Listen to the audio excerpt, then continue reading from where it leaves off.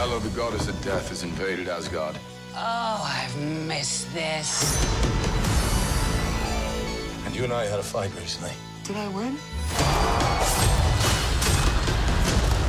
No, I won, easily. Doesn't sound right. Well, it's true. The objective from, you know, even years before we'd written the script was to change this film up in some way. You know, I think it all started to feel a little bit familiar and predictable, and I called Kevin Feige and said, you know, we gotta do something different here. And he agreed, and you know, was incredibly receptive. And then we had Taika come on board, who had the same attitude. And so yeah, it was about changing the aesthetic look, the hair, the hammer, the costume, everything, the world that we, you know, were a part of, the universe, the music, everything. And so it felt like kind of a clean slate, you know, and starting again and playing a new character in a way, which was hugely freeing and invigorating. We need to stop her here and now to prevent Ragnarok, the end of everything. So they're putting together a team. Like the old days. Surprise! This will be such fun.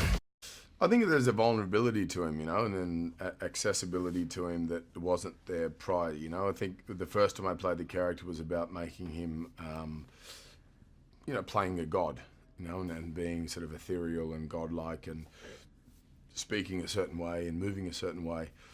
But the problem is with that is that then it's good for one film, but then after that you sort of hit a ceiling and you have nowhere to go. And so this film was about kind of stripping that back and you know, having a greater access to that vulnerability and relatability about, you know, he's one of us. You know, he has the same problems that we all have. He has the same insecurities that we all might have, or the same sort of concerns or fears or whatever. And then so we sort of did away with any exterior sort of confidence, and he was almost on the back foot a lot of the time, which is a lot more fun to play. You know, there's a self-deprecating sort of attitude and sense of humor that comes into play there. Hello. Hi. He's a fighter.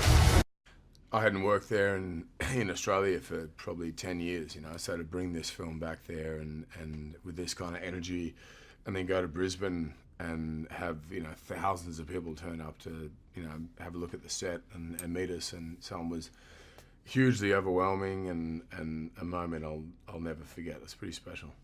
We're the same, you and I. Just a couple of hot-headed fools. Yeah, same. Hulk like fire, Thor like water. Well, kind of both like fire. But Hulk like raging fire, Thor like smoldering fire.